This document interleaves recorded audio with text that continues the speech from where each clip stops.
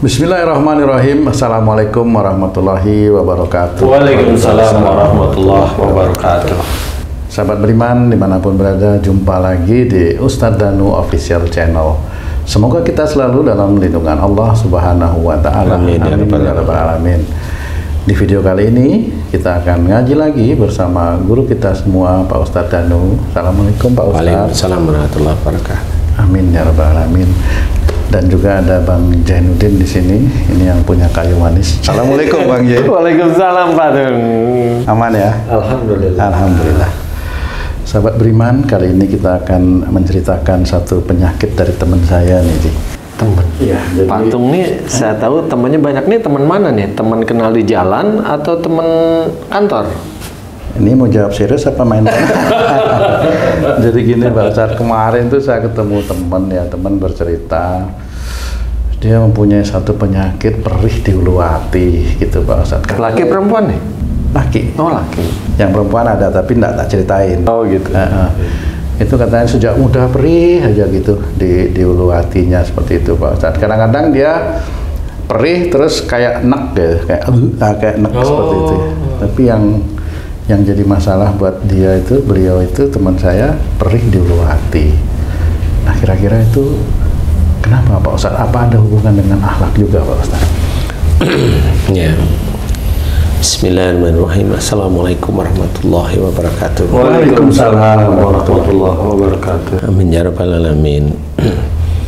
Memang selama ini kan namanya penyakit, kalau orang-orang pintar bilang penyakit asam lambung itu ya asam lambung ya katanya asam ya, tapi ya, kalau menurut saya itu bukan asam yang di lambung atau cairan asam yang di lambung yang terlalu over, yang enggak sih, insya Allah ya.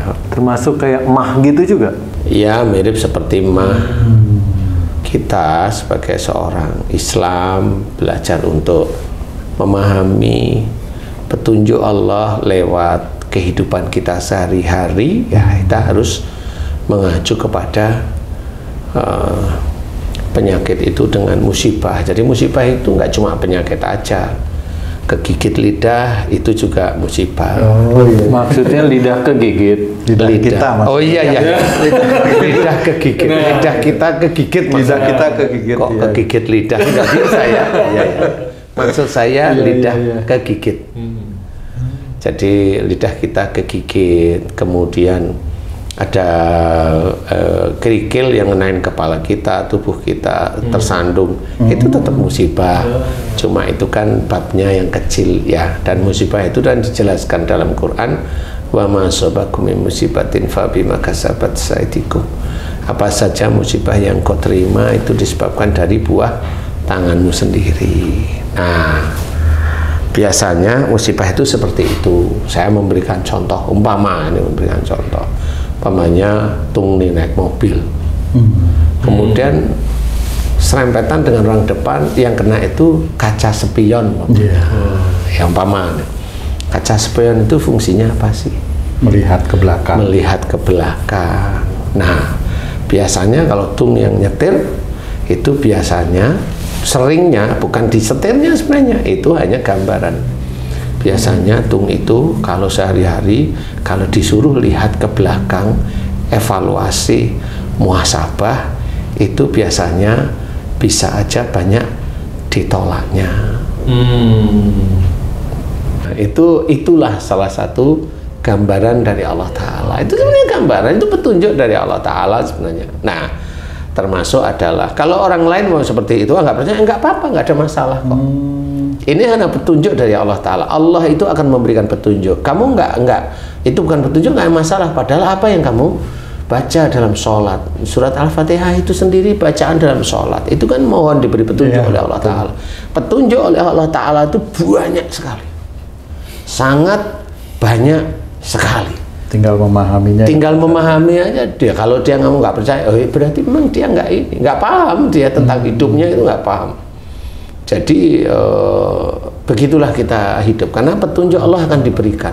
Allah nggak akan memberikan omongan kepada kita, itu nggak mungkin. Tapi petunjuknya ya dari itu tadi, dari dalam Quran, bahwa kita ketahui bahwa oh musibah itu dari buah tangan kita, itu kan petunjuk. Kemudian kita ngelakuin apa, mendapatkan apa, kan seperti itu petunjuk. Kalau kita itu mendapatkan nikmat dari Allah Ta'ala, petunjuknya apa? Nikmat ini dari Allah ya, jangan diaku-aku. Kan itu petunjuk dari Allah Ta'ala. Jadi jangan diaku-aku, nikmat itu dari saya. Itu petunjuknya agar kita takwa. Takwanya gimana? Nikmat ini yang aku terima semua dari Allah Ta'ala. Lah kan kamu itu rajin doa, rajin sholat, rajin, pasti itu dari kesalahan kamu. Enggak. Sholatku, berdoa, berzikir kepada Allah Ta'ala itu adalah kewajiban dan sunnah yang aku kerjakan. Kalau aku diberikan nikmat oleh Allah Ta'ala, itu dari Allah, bukan dari apa yang aku kerjakan. Nah, itu takwa namanya. Kalau umpamanya anakku pintar, karena dulu aku pada waktu aku sebelum hamil itu aku mempelajari ini itu. Dan anak lain, nah inilah anakku pintar. Nah, itulah mengaku-ngaku bahwa dia sebagai Tuhan karena bisa menciptakan anak yang pintar. Kadang-kadang anak ganteng karena baca-baca gitu. Iya, juga, nggak ada hubungannya. Astagfirullah. Iya dah. Jadi kalau coba orang-orang yang bapaknya begini, punya suruh aja baca-baca anaknya ganteng, nggak kan gitu ya. Iya, benar. Kalau ganteng lingkungan ya normal anaknya kan gitu.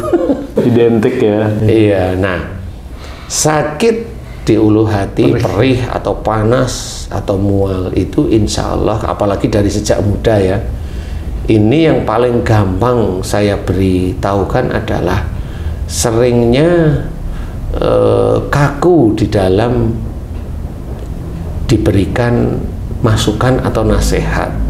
Jadi umpamanya kamu remaja hitung atau haji remaja nih, umpamanya kalau aku nih orang tuamu ngasih tahu kamu itu kaku, kamu punya prinsip sendiri, ya itu mual perih biasa. Tapi kalau kamu lawan, jadi kamu lawan walaupun nggak ngomong nih, atau ngomong atau tidak ngomong, tapi melawan nih, kalau diberi masukan sama orang tua ngelawan, itu perih. Perih, sakit, panas dan sebagainya. Karena apa? Bisa aja kamu pada waktu remaja itu memang belum paham tentang masalah akidah. Jadi pokoknya yang penting mau saja begini kan gitu ya. Jadi mau saya beginilah, itu yang menjadikan masalah di kemudian hari. Egois seperti itu ya Pak Ustadz? Bukan egois, merasa pintar kan bisa. Jadi merasa pintar atau beda prinsip, kan prinsip saya nggak seperti itu kan gitu. Cuma kalau di depan orang tua bisa aja diem atau melawan, kan ada orang yang melawan orang tuanya kan ada banyak kasus istilahnya. Nah, insya Allah itu perih di dalam ulu hati atau di lambung, walau alam ya, di sini lambung atau ulu hati kan kita nggak tahu, tapi intinya daerah-daerah ulu hati itu adalah kekakuan di dalam meyakini sesuatu tetapi yang salah. Tapi kalau itu seperti tertusuk, panas, nah berarti ada faktor luar yang masuk. Dari faktor luar itu apa? Umpamanya kamu dikasih tahu orang tuamu nih, tuh dikasih tahu kamu ngeyelin terus. Nah, padahal orang tuamu itu tahu tidak tahu, orang tuamu itu punya ilmu. Kalau kamu ngeyel, jengkel, habis dina itu pergi, kan jengkel itu. Nah, ilmu orang tuamu itu menyerang kamu, dan titiknya diarahkan oleh Allah Ta'ala, jelas diarahkan biasanya di ulu hati, karena kamu keras. Ilmunya nggak tahu kalau ini anaknya, gitu nggak tahu ya Pak? Nggak tahu. Iya, nggak tahu. Ya sekali kalau gitu. Iyalah ya kan. Karena taunya ilmu itu hanya saya miliknya itu, cuma itu. Orang lain musuh. Nggak kenal istilahnya. Jadi salah satu yang menyebabkan ulu hati perih, panas itu. Bisa serangan ilmu. Bisa serangan ilmu, karena saya banyak sekali kasus yang saya tangani seperti itu. Jadi kasus mamanya seorang anak yang sudah sekitar 15 tahun itu sakit di ulu hati, sakit di perut, nggak bisa sembuh 15 tahun. Kemudian sejak kapan? Sejak SMP gitu. Oke, ketemu nih, kan SMP nih. Berarti dia belum akil balik gitu Pak. Ya, setelah akil balik lah itu ya. Dia belum mengenal cuaca di luar lah. Cuacanya kan di dalam rumah ya. Nah, saya coba tanya, oh ya ini 15 tahunan, ini persoalan pasti dengan orang rumah. Biasanya jangan siapa ya orang tua kalau nggak bapak ibunya. Saya tanya, Mas, apakah Mas di antara bapak ibu ada yang menurut Mas jengkelin dan Mas sering nggak setuju dengan omongan beliau? Bapak atau ibu jawab, bapak saya Ustaz. Oh, kalau ibu enggak, kalau ibu dengan bapak saya. Oke, yang mana? Nah, ceritalah dia. Bapak saya kan begini. Bapak saya itu keras, kaku, jadi sering berbenturan dengan saya. Saya juga punya ini dulu ya Ustaz ya. Oke, kemudian ini bapak yang antar, iya. Oke, saya lihat bapaknya sudah nggak terlalu emosional ya, kelihatan kan sudah, karena anaknya sudah umur, bapaknya kali sudah banyak mulai belajar agama sehingga tahu, sehingga beliau juga tidak ini.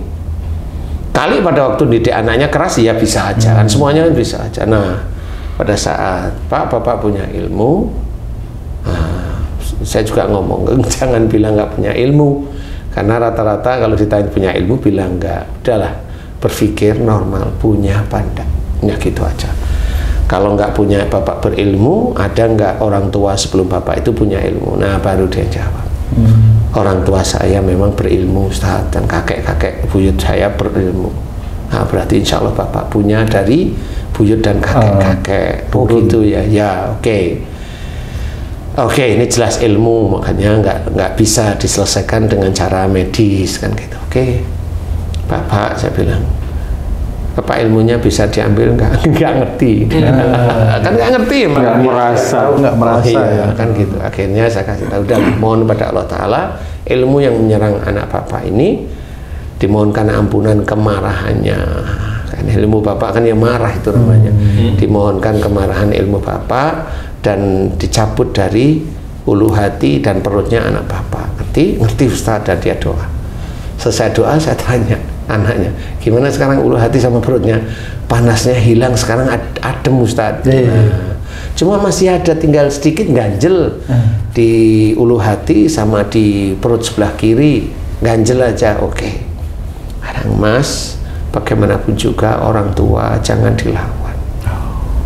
Kalaupun orang tua marah ya udah didengar aja biasa, bertasbih, jangan dilawan. Jangan merasa Mas itu punya prinsip yang beda, kemudian punya keinginan yang beda, sehingga omongan orang tua tetap dilawan. Gak boleh ya, kalau orang tua salah biarin dulu, tunggu dulu agar orang tua itu paham kesalahannya. Jangan orang tua salah langsung Mas itu juga nyolot, nyalain orang tua, juga tidak boleh seperti itu. Paham, sekarang Mas minta maaf kalau Mas sejak dulu, sejak kecilnya sering beda argumen, sering beda prinsip, merasa benar, merasa ini, dan seringnya juga tidak hormat kepada ayahnya. Minta maaf. Nah, minta maaf lah dia pada ayah. Setelah minta maaf saya tanya, yang ganjel gimana? Alhamdulillah hilang Ustaz, selesai. Penyakit yang 15 tahun itu selesai pada waktu dia minta maaf pada orang tua, dan orang tuanya harus ngambil ilmunya seperti itu. Nah, penyakit ulu hati yang perih dan panas dan sebagainya, ya seperti itu kurang lebihnya. Nah, Pak Ustadz, itu yang membedakan antara sakit karena dia kaku dan marah serta ada ilmu yang menyerang ke dia, apa Pak Ustadz? Sebenarnya menurut saya ringan. Secara harfiah sunatullah, asam pada lambung itu tidak akan menjadikan rusaknya, itu sunatullah aja. Jadi sudah diatur oleh Allah Ta'ala sedemikian rupa. Kecuali memang dia mutah terus menerus. Nah, ini memang belum tentu itu juga asam lambungnya yang tinggi, juga belum tentu. Kalau orang yang mutah aja terus, sama ini munek-munek itu, orang itu insya Allah biasanya kalau diberi nasihat relatif menolak. Menolak dia. Mau bicara rata-rata menolak lewat omongan. Menolak dia. Ngomong nolaknya. Nah itu siapapun orangnya yang sakit mutah seperti itu, insya Allah kaku hati dan menolak. Jadi kalau ingin sembuh beneran, kembali ke jalan Allah Ta'ala, belajar. Kalau diberi masukan siapapun, Entah suami diberi masukan istri, istri diberi masukan suami, anak diberi masukan orang tua, dengarkan yang baik. Karena itu adalah ada nasihat-nasihat baik dari orang tua. Jadi tidak semua orang tua salah, enggak. Kalaupun ada salah, maafkan. Ini namanya orang tua, maafkan. Kalau memang sedih karena dimarahin, bertasbihlah di antara tangisan, bertasbih seperti itu. Insya Allah nanti aman. Nah, bagi yang sudah sakit tinggal seperti itu aja. Tapi kalau itu sudah masih ada ganjel, sudah mulai hilang masih ada ganjel. Nah, biasanya umurnya berapa? Umurnya sudah 50. Berarti sudah masuk sihir. Oh, sihir juga bisa menyebabkan. Iya bisa, karena orangnya kaku, kayak kamu orangnya kaku gitu. Ya kalau ada sihir kena, ya kamu sebenarnya kena. Sihir itu dikirim maksudnya? Hah?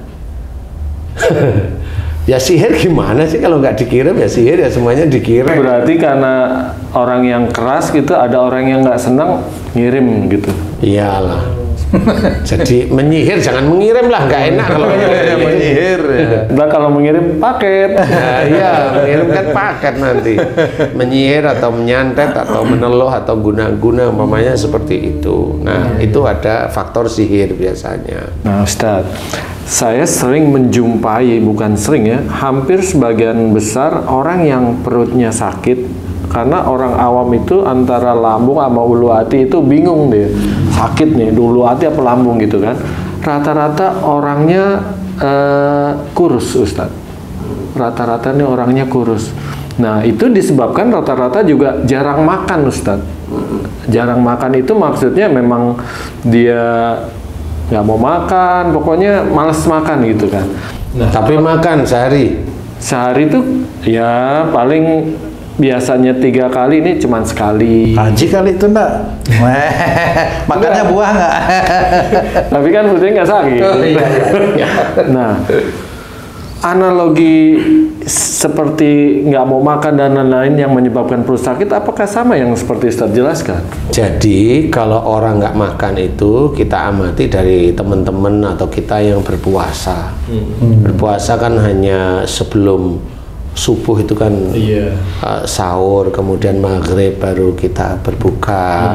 Nah di titik itu ada nggak kecenderungan sakit karena nggak makan 30 hari mamanya? Enggak. Kalau nggak ada kan berarti walaupun dia makan sehari atau dia ngemil kan Males dia. males makan. Bukan pengaruh makanan. Bukan. Nah, tapi dilihat dari males makan itu ketahuan. Orang dia ngomong aku malas makan, itu sebenarnya dia dengan tidak sadar itu bilang aku males diberi masukan nasihat. Analoginya ya. Analoginya seperti itu. Kenapa? Karena makanan ini baik untuk tubuh. Baik itu maksudnya ya untuk tubuh. Nasihat itu baik untuk hati. Sama seseorang itu dia butuh kajian, mendatangin majelis taklim.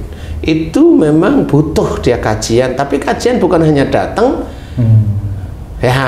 atau datang hanya dengar ilmunya kemudian selesai, nggak ada yang diamalkan. Yaitu ya walaupun tidak percuma sekali, tapi ya lama-lama percuma yang seperti itu. Karena hanya seneng aja. Jadi kita walaupun tidak ingat pada Allah, tapi Allah ingat pada kita, kan seneng jadinya. Kan begitu. Allah selalu ingat ya. Allah selalu ingat loh. Sampai dia itu nggak mau ingat hidupnya, Allah itu tetap ingat. Kapan kamu mati kan gitu ya. Jadi itu yang kadang-kadang pengajian itu nyenengin hatinya loh, bukan seperti itu. Jadi jangan cari pengajian itu yang nyenengin hati. Cari pengajian itu memang betul-betul meluruskan tauhidnya, meluruskan imannya, seperti itu. Untuk rohani ya. Ya, benar-benar bisa dikerjakan. Bagaimana caranya agar tidak suuzon? Kan harus tahu bagaimana diam itu adalah emas. Kalau diam adalah emas itu bagi orang yang kalau ngomong tidak manfaat. Lah kalau orang itu sejak lahir itu banyak diam, ya ngomong. Karena apalagi laki-laki. Loh kamu itu imam, kamu punya istri, kamu punya anak, kok diem? Ternyata diam karena takut. Gitu. Ya akhirnya sakitnya stroke lah, ya kan? Jangan. Jadi Harus difahami betul. Jadi agama itu untuk kita kerjakan, kita amalkan. Amalkan itu kerjakan sebenarnya. Bukan untuk hanya hafal-hafalan. Tidak bisa dikerjakan. Sehingga itu menjadi pahala. Pahala itu nanti sifatnya ke arah kesehatan, insya Allah seperti itu. Iya. Jadi kalau memang orang itu malas makan, orang itu malas diberi nasihat. Gitu, sama orang yang hobinya makan, bisa aja orang itu juga malas diberi nasihat. Gimana Mas? Gimana? Sama-sama ini. Sama. Hobinya makan kan berarti kan nerima banyak nasihat. Nerima banyak makan. Kalau orang yang mau nerima nasihat, biasanya dia makan itu tetap diatur. Saya lapar. Lah orang yang banyak makan, enggak, dia sama, dia juga nggak mau diberi masukan nasihat. Kenapa? Dia makan itu karena nafsu. Karena nafsu sebenarnya. Nah, itu tetap orang yang banyak makan biasanya juga susah diberi nasihat. Orang yang bisa dikasih nasihat itu dia akan mengukur makanan itu. Makanan itu diukur. Bukan orang yang diet, bukan. Orang diet itu hanya pengen tubuhnya bagus. Enggak, orang yang memang dia itu mau diberi nasihat itu dengan otomatis dia itu memilih makanan, kemudian mengatur. Ini makanan ini saya laparnya sekian, kira-kira insya Allah cukup lah. Nah, itu diatur sendiri. Nah, itulah dia membutuhkan nasihat, masukan dan sebagainya. Selalu ada koneksi. Insya Allah itu seperti itu. Jadi bukan orang yang malas makan, dia ngomong, makan malas aku. Nah, itu jawab dia. Sebenarnya dia itu malas diberi nasihat. Tapi kalau diajak makan, terus di sini itu kelihatan kalau dia itu nyosor mulu dengan makanan. Lah ini juga sama. Orang ini juga susah diberi nasihat. Contoh namanya, mbok dikurangi, mumpung jawabannya kan begitu, kan nggak bisa dia. Iya kan, mumpung. Mbok kamu itu makan diatur, takut mati loh, kan gitu.